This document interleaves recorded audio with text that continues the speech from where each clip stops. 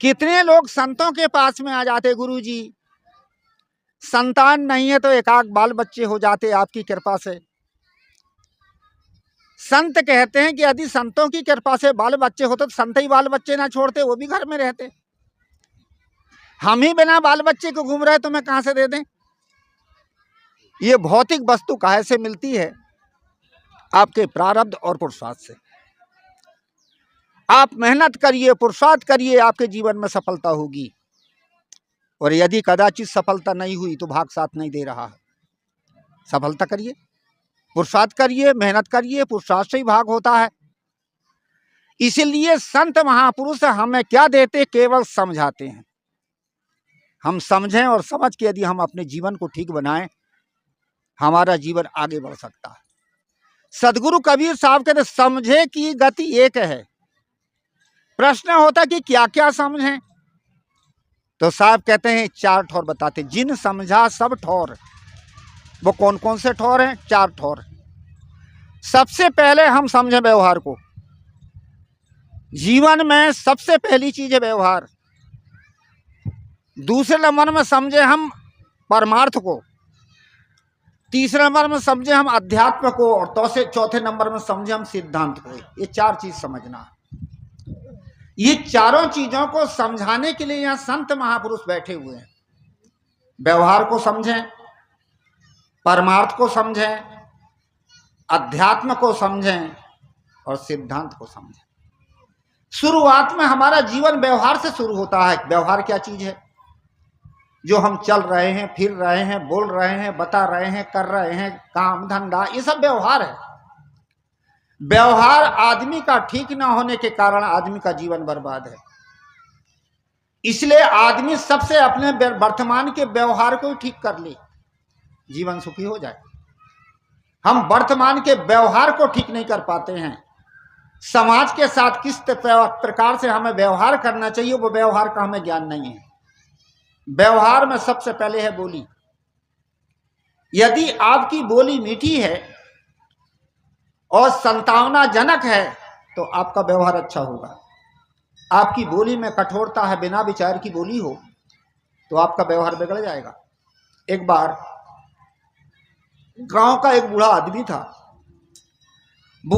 था। बीमार हो गया। दूसरे गांव के व्यक्ति ने सुना कि अमुक आदमी बीमार है, चलो मिले आए। मिलने के लिए जब गया तो वो ज्यादा बीमार था। वहां से जब लौट के आया, एक महीने के बाद में उसका लड़का मिला और लड़का से उसने कहा, क्या कहा? भाई तेरा बाप बीमार था, मरा कि बचा? लड़का तो नाराज हो गया। और यदि वही भाषा को संभाल के बोल देता, भैया पिताजी बीमार थे, अब कैसे हैं? कह देता दादाजी नहीं रहे या अच्छे हो गए। परंतु वाणी कठोर। इसलिए सदगुरु कबीर साहब, मधुर वचन है औषधि, कटुक वचन है तीर, श्रवण द्वार हो संचरे साले सकल शरीर। वाणी मीठी हो, मधुर हो, इसलिए कहा कि मधुर वचन है औषधि, कटुक वचन है तीर, श्रवण द्वार हो संचले साले सकल शरीर। शब्द सम्हारे बोलिए, शब्द के हाथ न पाओ, एक शब्द औषध करे, एक शब्द करे घाव। हम शब्द को संभाल के बोलें। इसलिए सबसे पहले हमारी व्यवहार में भाषा बढ़िया हो। आज देखा जाता हम इतनी गंदी भाषा बना के रखे, बात बात में आदमी गाली देता है, बात बात में महिलाएं भी गालियां बकती हैं। ये जो छोटे छोटे बच्चे हैं, ये पेट से गाली सीख के आते क्या? जब आपके पास वो बाल बच्चे रहते हैं और आप जैसा व्यवहार करते, जो गालियां बकते, वही तो सीख लेते हैं। इसलिए सबसे पहले हम व्यवहार में समझें, वाणी को मीठी बनाएं, गंदे गंदे शब्दों का प्रयोग ना करें। कभी कभी भाइयों को भी क्रोध आता है तो क्या कहते हैं? बैल को भी साला और हल को भी साला, और लड़का सामने आ जाए तो उसको भी साला। विचार करो, जब लड़का आपका साला हो गया तो लड़की क्या चीज हो गई? विचार करते, समझे? नहीं समझ पाए। इसीलिए हम आंख मूंद के जिंदगी जी रहे हैं। माताओं को जब क्रोध आता है तो ये भी क्या क्या बोल देती है। एक बार उत्तर प्रदेश में मैं घूम रहा था, एक घर में पहुंचा। घर की महिला पहले अध्यापिका थी, बाद में काम धंधा घर का करने लगी, नौकरी छोड़ दिया। इतने शिक्षित और पढ़े लिखे लोगों की भी भाषा देखिए। तो महिला अपने बच्चे को गाली बक रही थी, ए दही जरवा। मैंने कहा बहन ये राम जी का मंत्र है कि शंकर जी का? कहे गुरु जी गाली है। इसका अर्थ जानते हो? क्या महाराज नहीं। मैंने कहा मैं बताता हूं। दही जरवा का अर्थ होता जिसकी माता ने जार के द्वारा पैदा किया, वो हुआ दही जरवा। तो अब विचार कर, तू हुई जारीन और ये हुआ दही जरवा। गाली किसको लगी? कि गुरु जी वो तो मेरे को लग गई। समझ नहीं, बिना समझ के हम जिंदगी जी रहे हैं, आंख मूंद के जी रहे हैं। संत यही चीज समझाते हैं। आपके सामने व्यवहार है, व्यवहार को बढ़िया समझदारी से कीजिए। दूसरे नंबर में जो हम व्यवहार करते हैं उस व्यवहार में छल और कपट से हम जिंदगी जीते हैं, बेईमानी से जिंदगी जीते हैं। अनपढ़ आदमी तो जो जीता जीता, पढ़ा लिखा आदमी भी आज भ्रष्टाचार, अत्याचार, दुराचार कौन करता है? आतंकवाद, अलगाववाद, ये सारे बात पैदा हो रहे, कौन करता है? बड़े बड़े मुकदमे चल रहे हैं, कोर्ट कचहरी, किसके लिए? कोई पशुओं के लिए नहीं, मनुष्य के लिए। इतना बुद्धिजीवी मनुष्य परंतु व्यवहार में करता है गड़बड़। इसलिए आज ये जो है अनेक प्रकार की व्यवस्थाएं मनुष्य के लिए बनी है। और यदि हमारा व्यवहार बढ़िया हो तो ये व्यवस्था क्या करेंगी? हम मस्त जिंदगी जी सकते हैं। इसलिए हमें व्यवहार की जिंदगी नहीं है। एक बार मैं पोस्ट ऑफिस गया, उस समय क्या हुआ कि ये पोस्ट कार्ड चलता था तो खरीदने के लिए गया। दो ऑफिसर आपस में चर्चा कर रहे थे। एक ऑफिसर दूसरे ऑफिसर से कह रहा था यार मेरी दक्षिणा तो दे दो। मैंने हंस दिया। कह महाराज क्यों हंस रहे हो? मैंने कहा इसलिए हंसा कि अपठित मूर्ख तो बेचारे अपठित हैं, ना समझ हैं, और सबसे खतरनाक ही पठित मूर्ख है जो जानबूझ के पढ़े लिखे लोग भी आज संसार को लूट रहे, ठग रहे हैं, आंख में धूल डाल रहे हैं। क्या महाराज किसको कह रहे हैं? उनको, आप लोगों को। क्या गुरु जी कैसे? मैंने कहा आप पढ़े लिखे लोग हो, समाज के सेवक हो, आपका दायित्व है कि समाज की रक्षा करना, पर उल्टा समाज को लूट रहे हो और घुसखोरी के पैसे को दक्षिणा कह रहे हो। दक्षिणा क्या चीज होती है गुरु जी आप बताइए। मैंने कहा दक्षिणा वह चीज होती है जो माता पिता गुरुजनों को और श्रद्धा का जो उपहार हम देते उसका नाम है दक्षिणा। और ये घुसखोरी और बेईमानी के पैसे को दक्षिणा कह करके आंख में धूल डाल रहे हो। कहे गुरु जी कल युग का जमाना है, ना करें तो बने कैसे? आदमी ही लाचार हो जाता। ये कलयुग त्रेता द्वापर कोई अलग नहीं है। विचार करके देखो कि सतयुग में पाप नहीं होता था, त्रेता में पाप नहीं होता था, द्वापर में पाप नहीं होता था। हमारे शास्त्र कहते हैं, हमारी पुराणों में लिखा हुआ है, परंतु विचार करके देखो तो उस समय भी पाप हुआ करते थे। किसकी जो है और कौन ऋषि की पत्नी को हर के ले जा रहा है, क्या क्या अत्याचार हो रहा है, क्या पाप नहीं होता था? होता था। और पहले अच्छे लोग भी थे, खराब भी थे, आज भी अच्छे हैं खराब हैं। आदमी के जीवन में सदाचार आ जाए वो बन जाए, आज ही सतयुग बन सकता है। आदमी के जीवन में दुराचार आता वही होता कलयुग। इसलिए कोई युग का प्रभाव नहीं। मैं बता रहा था कि हम व्यवहार में ही छल और कपट और बेईमानी कर रहे हैं, एक दूसरे को खसूट रहे हैं, लूट रहे हैं, धोखा दे रहे हैं। इसलिए कहा जाता कि हम व्यवहार को ठीक से नहीं समझ पाते, इसलिए जीवन दुखी।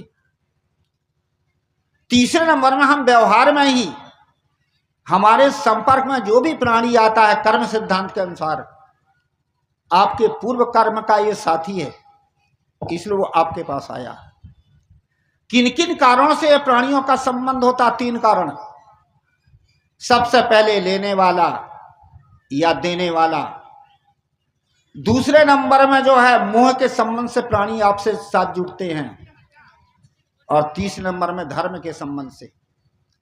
ये 4 प्रकार के हमारे संबंध हैं जिससे प्राणी का संयोग होता है।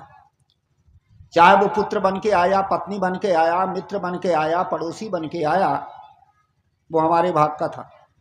वो कौन था? अब उसमें लेने वाला और देने वाला दोनों होते हैं। यदि लेने वाला आपके पास में आया तो कठोर स्वभाव का होगा, तेज स्वभाव का होगा, उसके साथ कैसे व्यवहार करें? सहिए, संतोष कीजिए, पर हम नहीं सह पाते, इसलिए हम लड़ पड़ते हैं।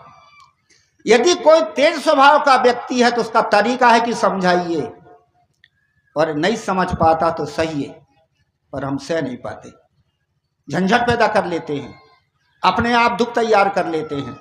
छत्तीसगढ़ में एक बूढ़ा था, आया कि गुरुजी, मैंने कहा क्या बात है? बड़ा दुखी हूं महाराज। कैसे दुखी हो?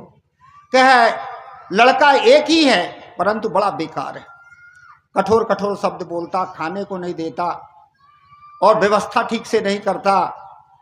मैंने कहा बाबा लड़का टेढ़ा है, ऐसा काम कर। उसको समझा। यह गुरुजी नहीं समझता। ठीक है, तो जो उसकी बात को मानता उससे समझा, क्या किसी की बातें नहीं मानता। मैंने कहा समझा भी नहीं, समझा भी नहीं सकता तो कुछ शासन कर ले, तेरे नाम से खेत है, घर है, कहना कि जो है और मेरा जो है घर बेच लूंगा या खेत बेच के अपना गुजारा करूंगा। अरे कहे गुरुजी शासन करूं तब तो मेरा गला ही दबा देगा। मैंने कहा समझा भी नहीं सकता, समझा भी नहीं सकता तो एक काम कर, सह ले। क्या है गुरुजी? सह नहीं सकता, गले तक आ गई। मैंने कहा सह भी नहीं सकता तो एक काम कर, अलग कर दे, तू अलग हो जा, वो भी अलग हो जाए, झंझट ही मिटी। क्या महाराज लड़का मेरा है, कैसे अलग उनका? मर तब। यह मोह के संस्कार। ममता के कारण हम कितने भी दुख पाते हैं तो भी हम छोड़ नहीं पाते। ये लेने वाला प्राणी है और आपके पास मोह है, मोह के कारण आप छोड़ नहीं पाते। आज हम धीरे धीरे अपने मोह को छोड़ें, धीरे धीरे अपनी आसक्ति को छोड़ें, जीवन स्वतंत्र सुखी बनेगा। मैं बता रहा था कि कुछ मोह के संस्कार के कुछ जीव आते हैं, कुछ लेने के संस्कार के आते, कुछ देने के संस्कार के भी आते हैं। देने का संस्कार के पहले से आपका दबा हुआ व्यक्ति है और जब आपके यहाँ जन्म लेके आता, पुत्र बन के आता, पत्नी बन के आता, मित्र बन के आता, बहू बन के आता, पड़ोसी बन के आता है और आपसे डरता है, भय खाता है, संकोच खाता है, समझ लीजिए कि बेचारा ये देने वाला है। उसको उतना ही कहिए जितना वो सह सके, पर हम सह नहीं जो है, और इतना कहते वो सह नहीं पाता। इसलिए लोग क्या होता, जहर खा के मरते हैं, फांसी लगा के मरते हैं, क्या क्या करके मरते। क्यों मरते हैं जी? ये जिस व्यक्ति के साथ हम जिंदगी जी रहे हैं उसके भाव को हम परख नहीं पा रहे हैं, उसके संस्कारों के आधार पर, उसके भाव स्वभाव के आधार पर हम जिंदगी नहीं जी पा रहे हैं। इसलिए हमारे घर में, हमारे परिवार में अस्त व्यस्तता। चौथे नंबर में कौन सा आता है? धर्म का। जो धर्म के संस्कार का जीव आएगा, चाहे पत्नी बन के आए, चाहे पुत्र बन के आए, चाहे मित्र बन के आए, चाहे पड़ोसी बन के आए, आपका स्वभाव मिलेगा। और स्वभाव मिलेगा और कितने ही आप डांट भी लो, फटकार भी लो, तो भी आपको छोड़ेगा नहीं वो। इन चीजों की परख संसार में हमारे पास में होना चाहिए। सदगुरु कबीर बड़ी सुंदर बात बताते, बलिहारी ते पुरुष की जो परिचित परखनहार। उसी को धन्यवाद है जो हमारे सामने है, परिचित माने हमारे सामने, और उनके भाव को हम परख करके व्यवहार करें। यदि हमारे पास परख बुद्धि है, विवेक बुद्धि है, समझ बुद्धि है, हमारा जीवन आज सुखी हो सकता है। हमारे पास समझ नहीं है, परख नहीं है, इसलिए हम व्यवहार करने का तरीका नहीं मालूम है। वस्तु तो मिली पर वस्तु को चलाने का ढंग हमारे पास नहीं है, इसलिए हमारा जीवन दुखी है। वस्तु कितनी अच्छी मिल जाए पर चलाने का ढंग ना हो तो, और चलाने का ढंग क्या है? इस संतों की समझ, संतों का सत्संग। हम थोड़े से प्रसंगों को ले लें, रामायण के थोड़ा प्रसंग लें। हनुमान को लोग हनुमान की लोग पूजा करते हैं। दूसरे नंबर में हनुमान की जो है, और लोग एक कांड ऐसा है रामायण में जिसमें केवल हनुमान के ही चरित्र है। वो कौन सा कांड है? सुंदर कांड। है ना। अब हनुमान में वो कौन से गुण थे जो उनके नाम से सुंदर कांड बना। हनुमान के पास में समाज में चलाने का ढंग था, व्यवहार करने का ढंग था, इसलिए वो गुण वो बना। हनुमान के पास में 7 चीज सुंदर थी। सबसे पहले सुंदर क्या था? शरीर परिश्रमी था। जो आदमी परिश्रमी रहेगा उसका व्यवहार अच्छा होगा। दूसरे नंबर में हनुमान की बुद्धि विवेकवती थी। जिस आदमी के पास में समझदारी और विवेक है उसके व्यवहार अच्छा बनेगा। तीसरे नंबर में हनुमान का मन निरासक्त था। जो निरासक्त जिंदगी जीता उसका व्यवहार हल्का होता है। और फिर क्या कहते हैं कि हनुमान के चित्त शांत था। वो शांत चित्त के थे। जो शांत चित्त का होगा उसका जीवन सुखी होगा। और हनुमान अहंकार शून्य थे। हनुमान के पास अहंकार नहीं था, इसलिए उसका जीवन, जिसका अहंकार नहीं जिंदगी जीता उसका जीवन सुखी होगा। और फिर हनुमान के कर्म सही थे। और आखिरी में हनुमान का अधिकार सुरक्षित था। ये 7 चीज हनुमान की सुंदर थी, इसलिए उनका व्यवहार अच्छा था। वो स्वयं संभले थे और दूसरे को संभाले थे। जिस आदमी का व्यवहार बढ़िया होता है, समझदारी जिसके पास होती है, वो स्वयं संभलता और दूसरों को भी संभालता। आप कहो कहां गुरुजी? तो मैं थोड़ा प्रसंग को लूं रामायण के, कि जब माता सीता का हरण हुआ उस समय हुआ कि राम जी ने हनुमान को भेजा। हनुमान गए और जाकर के क्या दिया था? मुद्रिका। और उस मुद्रिका को लेकर जब हनुमान गए तो सीता को बताया, माता मैं राम का भक्त हूं और मैं आपकी खोज लगाने के लिए आए, पहचान के रूप में ये मुद्रिका, उपहार के रूप में ये मुद्रिका। हाँ, माता सीता बड़ी प्रसन्न हो गई। अब उसके बाद जब हनुमान चलने लगे तो सीता को भी कुछ देना चाहिए था। इधर का उपहार आया तो इधर से भी भेजें, पर सीता भूल गई। क्यों भूल गई? प्रसन्नता में आकर कभी कभी आदमी भूल जाता है। प्रसन्न थी इसलिए भूल गई, नहीं दिया। देखिए हनुमान संभाल रहा है, ये है व्यवहार की कला। हनुमान संभाल रहे, माँ तुम मोहि कछु दीजे चीन्हा और जैसा कि रघुनायक दीना। हे माता मुझे भी चिन्हारी दो, जैसे रघुनाथ राम जी ने दिया, याद दिला दिया। जो यदि व्यवहार में कोई आदमी चूकता उसको संभालिए, पर हम नहीं संभालते, हम तो लात में मार के और नीचे गिराते। आदमी कुत्ते से भी गया बीता है। कुत्ता तो ऐसा काम करता, आपने कभी कभी कुत्ते की प्रतिक्रिया देखी होगी कि एक कुत्ता, कमजोर कुत्ता इधर से जाता, बलवान कुत्ता इधर से, पर कुत्ते के पास में भी मनुष्य के संस्कार हैं, क्योंकि पहले मनुष्य खानी में रहा। इसलिए क्षमा मांगना मनुष्य का काम है। कमजोर कुत्ता क्षमा मांग लेता है, लौट करके पेट दिखा देता और दोनों चारों पैर को ऊपर कर लेता।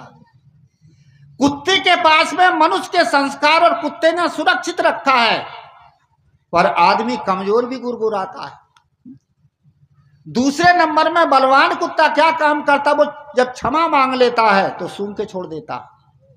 और आदमी इतना बेईमान है, पेट में दिखाओ तो पीठ में लात मारता है, और पीठ दिखाओ तो पेट में लात मारता। हनुमान के पास में संभालने की कला थी, संभाल दिया। माँ तुम मोहि कछु दीजिए चिन्हा और जैसा कि रघुनायक दीना। है माता मुझे भी चिन्हारी दो। तो फिर सीता को याद आया, अरे मैं तो भूली थी, चूड़ा मणि उतारी तो दई और हर्ष समेत पवन सुत लई। चूड़ा मणि उतार के दे दिया। अब इधर भगवान श्री रामचंद्र जी के पास जब हनुमान आते हैं तो राम जी पूछे, हनुमान सीता मिली क्या सरकार मिली? क्या मरी मिली कि जिंदा? क्या सरकार जिंदा मिली, मरी क्यों? राम जी ने कहा, मर क्यों नहीं गई? कि कैसे सरकार? राम ने कहा कि जब वनवास से जब जा रहे थे, अयोध्या से जब वनवास जा रहे थे, उस समय सीता से कहा गया था कि अयोध्या में रहो। तो सीता ने क्या कहा था? जिय बिनु देह नदी बिनु बारी और तैसे ही नाथ पुरुष बिन नारी। हे नाथ, जैसे बिना जीव के देह नहीं रह सकती, ऐसे मैं आपके बिना जीवित नहीं रह सकती। और जो है बिना पानी की नदी शोभा नहीं दे सकती, इसलिए मैं आपके बिना शोभा नहीं दे सकती। तो वो लंका में कैसी जीवित, मैं तो वहां नहीं हूं, और कैसी शोभा दे रही है। हनुमान ने कहा अब काम गड़बड़ा, अब इनको भी संभालना पड़ेगा। उनको भी संभाला। अरे कह महाराज वो तो कब की मर जाती। उनका नाम हृदय में विराज, आपका नाम उनके हृदय में विराजमान, बार बार आपकी याद कर रही, उसी से जिंदा, नहीं तो मर ही जाती। देखो हनुमान ने संभाल लिया। और अंत में कहा कि चलत मोहि चूड़ामणि दीना। दिया नहीं था, मांगा, मांग के पाया था, पर देना बताया। एक कला उन्होंने, सीता ने दिया नहीं था, हनुमान ने मांगा था, पर अपना मांगना नहीं बताया। और यदि मांगना बता देता तो व्यवहार गड़बड़ हो जाता। इसलिए उन्होंने मांगना नहीं बताया, देना बताया। चलत मोहि चूड़ामणि दीना, ये है व्यवहार जीने की कला। ये हमारे जो धर्म ग्रंथ हैं, ये हमें पढ़ने पर यही बताते हैं कि महापुरुषों ने पहले क्या किया था। और आज उनका समाज में नाम चल रहा है। क्यों चल रहा है जी? मनुष्य की कुछ विशेषताएं होती, वो विशेषताएं हमारे लिए एक शिक्षा बनती हैं, और वही शिक्षा आज में हमारे जीवन के काम की। मैं बता रहा था कि व्यवहार को समझें। दूसरे नंबर में हम परमार्थ को भी समझें। परमार्थ को समझने की जरूरत है। परमार्थ क्या चीज है? मंदिर में जाके घंटी हिला देना ये परमार्थ नहीं है। एक अगरबत्ती लेके हिला दिया, इसको परमार्थ नहीं कहते। परमार्थ कहते हैं परम अर्थ, माने परम धन। परम धन क्या चीज है? जिस दिन हमारा शरीर छूटेगा उस दिन शरीर भी छूटेगा, धन छूटेगा, परिवार छूटेगा, सब कुछ छूट जाएगा। पर क्या जाएगा साथ में? आपके धर्म के संस्कार। जो आपने दान किया है, पुण्य किया है, धर्म किया है, किसी को सहयोग दिया है, यही धर्म के संस्कार बना रहे ही परमार्थ है। धन कमाओ, संपत्ति कमाओ, ठीक है, पर उसके साथ साथ में इससे धर्म भी तो करो। तरुण सागर जी का सूत्र बड़ा सुंदर है, मुझे बड़ा अच्छा लगता। उन्होंने कहा कि अपनी कमाई संपत्ति हमारी बेटी हमने पैदा किया, पिता की कमाई संपत्ति हमारी बहन है, बाप ने हमें भी पैदा किया, उसको भी पैदा किया, और दादा की कमाई संपत्ति माने पिता माई की कमाई संपत्ति हमारी बुआ है। इसलिए बहन, बेटी और बुआ को दान दिया जाता है।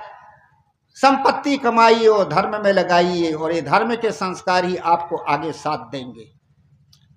आदमी कहीं भी किसी खाने में भी चला जाए, और जिसको दिया गया वो भी किसी खाने में चला जाए, परंतु वे धर्म के संस्कार उसको साथ देंगे। किसी को 4 पैसा दे दो, उसके मन में कितनी प्रसन्नता होती है, और आपके मन में भी प्रसन्नता, तो मैंने कुछ दिया, हो गया धर्म के संस्कार। अगले वाले के पास भी हो गए, हमारे भीतर भी हो गए।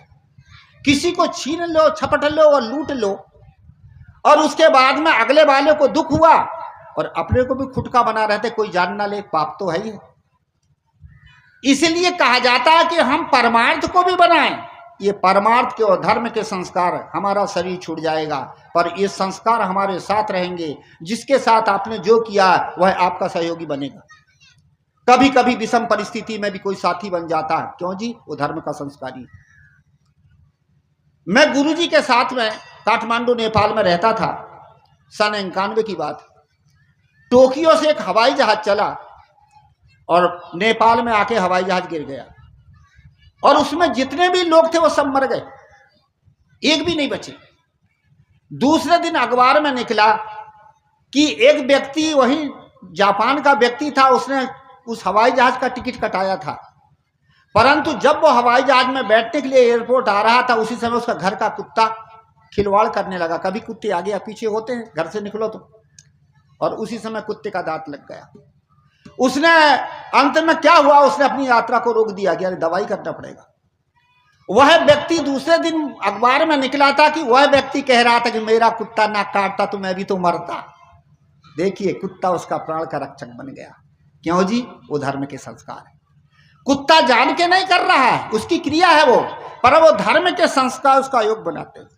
मैं जब छोटा बच्चा था, स्कूल से जब पढ़ के आया, दरवाजे पर खड़ा था, घर के लोग खेत गए थे, इतने में एक छोटी सी छिपकली, ये जो है ना गिलहरी, चूं चूं करके आगे जाए पीछे जाए।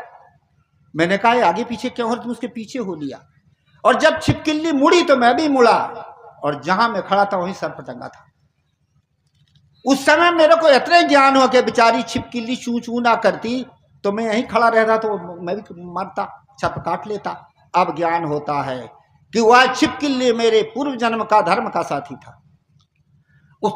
उसके साथ मैंने अच्छा किया था, आज वो मेरे को सहयोग दे रही। ये है धर्म के संस्कार।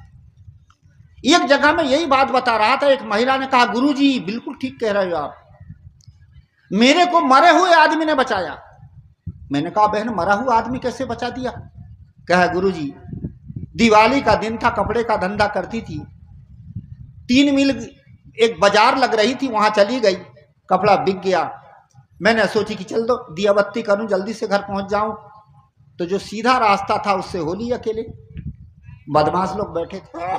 बदमाशों ने देखा कि ये पैसे वाली है पर इसके आगे पीछे तो कोई नहीं है। लोगों ने कहा बहन अकेली कैसी जा रही, कोई साथी भी रख लेती। मैंने कहा भैया लोग आ रहे पीछे, दिशा मैदान बैठ गए, कोई था नहीं। उनके सामने से निकल गई, उन लोगों ने कुछ नहीं किया। और जब मैं आगे बढ़ी लोगों ने देखा कि दूर दूर तक कोई पीछे नहीं था। लोगों ने समझा कि ये भुला हुआ देखे जा रही है, दौड़े गुरुजी मेरे पास। जब पास में आए तो मैंने सोची कि अब मारी जाऊंगी। इतने में सामने नाला था, नाला में लोग मुर्दा गाड़ रहे थे। लोगों ने देखा कि यहाँ तो लोग हैं, लौट के भाग गए। मैंने कहा बेचारा ये ना मरता तो लोग यहाँ ना आते, तो आज तो मैं मारी दाती, मुर्दे ने मेरी रक्षा किया। ये है धर्म के संस्कार। इसलिए हम धर्म को भी समझें। व्यवहार को समझने से वर्तमान जीवन सुखी होता है, परमार्थ को समझने से हमारे धर्म के संस्कार बनते हैं। और आगे जन्म में जहां भी हम जाएंगे, कोई भी प्राणी का सहयोग होगा, वो हमारा साथी बनेगा, जिसने हमने जिसके साथ अच्छा किया है। और तीसरे नंबर में हम क्या समझें? हम अध्यात्म को भी समझें। अध्यात्म का अर्थ होता है आत्म शांति। जीवन में सबसे बड़ी चीज है आत्म शांति। आपके पास धन हो, परिवार हो, समाज हो, सब कुछ हो, और आत्मा में शांति नहीं है, स्थिरता नहीं है, चिंता है, फिक्र है, शोक है, राग है, द्वेष है, तो आपका जीवन, धन आपके पास है पर आप दुखी रहोगे। धन है, परिवार है, सब कुछ है और आप दुखी हो। क्यों? आपके भीतर चिंता है, फिक्र है, शोक है, और इनको मिटाना ही सबसे बड़ा अध्यात्म है। मन को अपने आप में ठहराना ही, गुस्सा आ गई, क्रोध आ गया, शोक आ गया, चिंता आ गई, मन को ठहरा लीजिए, रोक लीजिए, ठहर जाइए, शांति मिल जाएगी। मंदसौर में मैं प्रवचन दे रहा था कि अपने आत्मा में ठहरो, अपने राम में ठहरो, अपने आप में ठहरो। एक बुढ़िया माता सत्संग समाप्त होने के बाद कहने लगी गुरुजी आप कह रहे थे अपने राम में ठहरो, अपनी आत्मा में ठहरो, वो आत्मा और राम क्या चीज है? मैंने कहा माता जिसकी सत्ता से शरीर चल रहा वही आत्मा है, वही राम है। क्या गुरुजी समझ गई। अब उसमें ठहरे कैसे? मैंने सोचा कि ये मोटे दिमाग की बेचारी व्यवहार की बुढ़िया है, व्यवहार में जिंदगी जीती है, चलो इसी का उदाहरण देके समझाऊं। मैंने कहा माता बहुएं कितनी है? बुढ़िया बड़े नाराज होके बोली। बुढ़िया ने बड़े भाव से कहा 5 गुरुजी 5। मैंने कहा बहुत बढ़िया।